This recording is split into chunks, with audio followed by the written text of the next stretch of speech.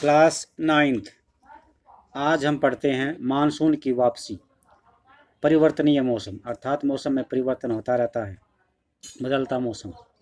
अक्टूबर नवंबर के दौरान दक्षिण की ओर सूर्य से आभासी गति के चलते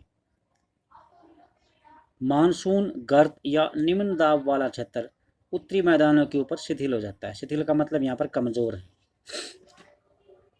अक्टूबर नवंबर के दौरान दक्षिण की ओर सूर्य से आभासी गति के चलते हुए मानसूनी गर्त या निम्न दाब वाला गर्त उत्तरी मैदानों के ऊपर शिथिल हो जाता है। उच्च दाब प्रणाली ही धीरे धीरे इसका स्थान ले लेती है। दक्षिणी पश्चिमी मानसून भी कमज़ोर हो जाता है और धीरे धीरे पीछे की ओर हटने लगता है।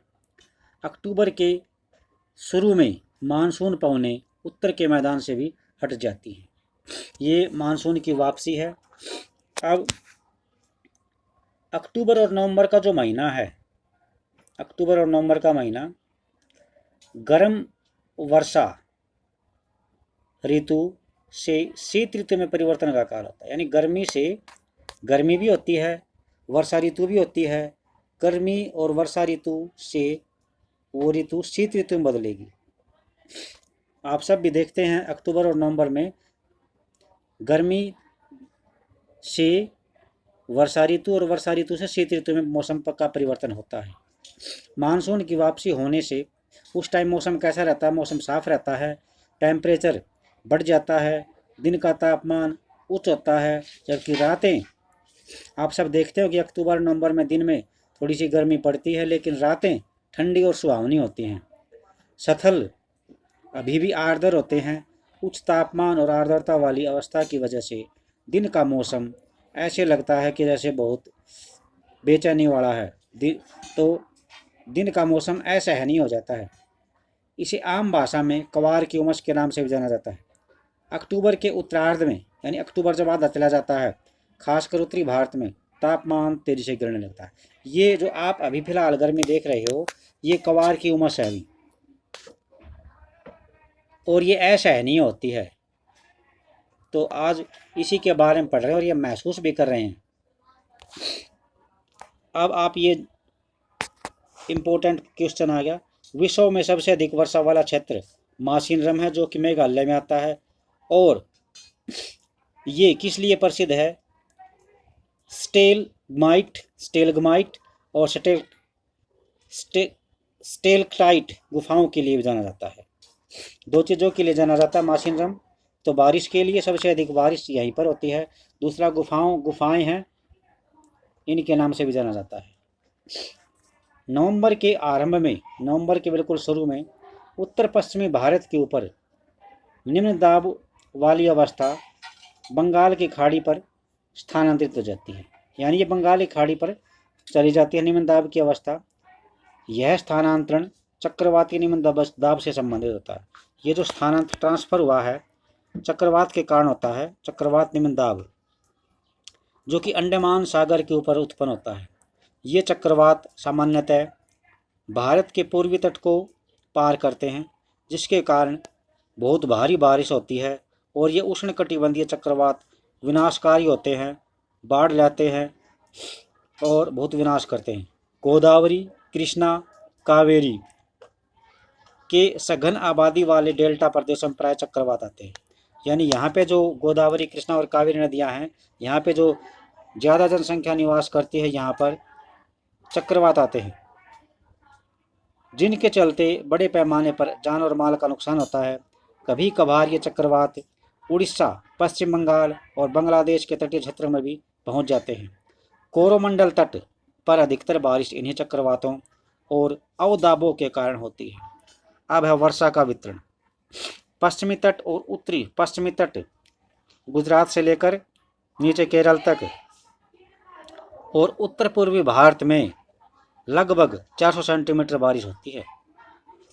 लेकिन पश्चिमी राजस्थान और इसके साथ लगते हुए पंजाब, हरियाणा और गुजरात के क्षेत्रों में 60 सेंटीमीटर से भी कम बारिश होती है। दक्षिणी पठार के भीतरी क्षेत्रों और सह्याद्री के पूर्व में भी वर्षा की मात्रा समान रूप से कम होती है। किंतु इन क्षेत्रों में वर्षा की मात्रा कम क्यों होती है?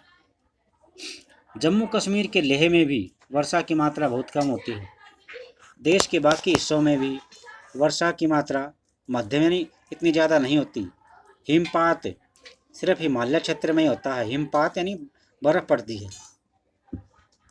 मानसून की प्रकृति के परिणाम स्वरूप एक साल से दूसरे साल में आने वाली वार्षिक मात्रा भी अलग अलग होती है। वर्षा की विषमता कम वर्षा वाले क्षेत्र जैसे राजस्थान है, गुजरात है, इसका कुछ भाग है पश्चिमी घाटों के वृष्टि छाया प्रदेश में अधिक पाई जाती है। ज़्यादा वर्षा वाले क्षेत्रों में बाढ़ आती है, जबकि कम वर्षा वाले क्षेत्रों में सूखे की समस्या बनी रहती है। अब मानसून एकता का परिचायक कैसे है? हम पहले पढ़ चुके हैं कि हिमालय बहुत अधिक ठंडी पवनों से भारतीय उपमहाद्वीप को सुरक्षित रखता है, क्योंकि पूर्वी साइड उस साइड से आने वाली पवनों को हिमालय पर्वत रोक लेता है। इसकी वजह से अपेक्षाकृत उच्च अक्षांशों के साथ भी उत्तरी भारत में निरंतर ऊंचा तापमान बना रहता है। इसी प्रकार प्रायद्वीपीय पठार में तीनों ओर से समुद्रों के प्रभाव के चलते न तो सर्दी पड़ती है और न ही गर्मी पड़ती है। तो ये हमारा इस तरह का मौसम बना रहता है, ना ज़्यादा सर्दी पड़ती है ना गर्मी। इन समकारी का मतलब लगभग एक जैसा मौसम रहता है, ना ज़्यादा गर्मी ना ज़्यादा सर्दी। इस समकारी प्रभाव की वजह से तापमान की दिशा में बहुत कम अंतर होता है। फिर भी भारतीय उपमहाद्वीप पर मानसून की एकता का असर एकदम स्पष्ट होता है। पवन की दिशाओं का जो पवन की दिशा होती है उनके अनुसार ऋतु परिवर्तन और उससे संबंधित ऋतु की दशाओं से ऋतु चक्रों को एक लय प्रदान किया जाता है। वर्षा की अनिश्चितता यानी वर्षा का टाइम फिक्स नहीं है और उसका असमान वितरण यानी वर्षा का टाइम फिक्स नहीं है और कहीं पर ज़्यादा कहीं पर कम, ये मानसून का एक विशिष्ट लक्षण है। सारा जो भारत का दृश्य है, इसके जीव, वनस्पति, इसका कृषि चक्र, मानव जीवन और इसके त्यौहार, उत्सव सभी मानसून के चारों ओर घूमते हैं। उत्तर से दक्षिण यानी जम्मू कश्मीर से बिल्कुल कन्याकुमारी तक और पूर्व से पश्चिम गुजरात से अरुणाचल प्रदेश तक सारे भारतवासी प्रत्येक पल मानसून के आने का इंतज़ार करते रहते हैं। इन मानसूनी पवनों में से हमें जल प्राप्त होता है, जिससे खेती की प्रक्रिया में तेजी आती है। सारा देश को एक सूत्र में बांधता है। नदी घाटियाँ जो इन जलों का संवहन करती हैं, यानी नदी घाटियों में जल बहता है, उन्हें भी एक नदी घाटी इकाई का नाम दिया जाता है। तो इस प्रकार हमारा जो पूरा देश है वो मानसून के चारों तरफ उसकी सारी प्रक्रियाएं घूमती हैं। तो इसी के साथ ये चैप्टर कंप्लीट हो गया। अभी ये यहाँ पर दिखा रखा है, अभी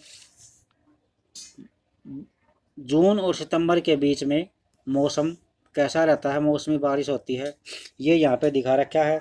400 सेंटीमीटर से ज़्यादा बारिश कहाँ कहाँ होती है, तो आप ये देख सकते हैं। ये पश्चिमी घाट है, पश्चिमी घाट यहाँ से लेकर यहाँ तक ये पश्चिमी घाट है। और फिर ये यहाँ पर मेघालय है जहाँ पर सबसे ज़्यादा बारिश होती है, तो यहाँ पे दिखाया गया है। फिर 200 से 400 सेंटीमीटर 200 से 400 सेंटीमीटर ये थोड़ा सा हल्का, जैसे ये दिखा रखा है, ये फिर बिल्कुल जो यहाँ पर सफ़ेद दिखा रखा है, ये एरिया वो है जहाँ पर 0 से 20, 20 से 40, 40 से 60 सेंटीमीटर बारिश होती है। और 60 से 100 सेंटीमीटर वाला एरिया ये है भी, ये आप देख सकते हैं। राजस्थान आ गया, ये गुजरात, ये लगभग उत्तर प्रदेश, कुछ एरिया। तो इस प्रकार मैप को अच्छी तरह से देखना। और ये भारत में वार्षिक वर्षा दिखा रखी है अभी, वार्षिक यानी पूरे साल के अंदर कितनी होती है। वही एरिया है लगभग, यहाँ पर 400 से ज़्यादा सेंटीमीटर बारिश होती है। ये पश्चिमी घाट आ गया, यहाँ भी 400 से ज़्यादा सेंटीमीटर बारिश होती है। ये यहाँ पर जो ये एरिया है उड़ीसा और ये मध्य प्रदेश, बिहार, झारखंड, यहाँ पर 200 से 400 सेंटीमीटर बारिश होती है। तो आज के लिए इतना ही। नेक्स्ट हम कल इसके क्वेश्चन करते हैं, तब तक के लिए थैंक।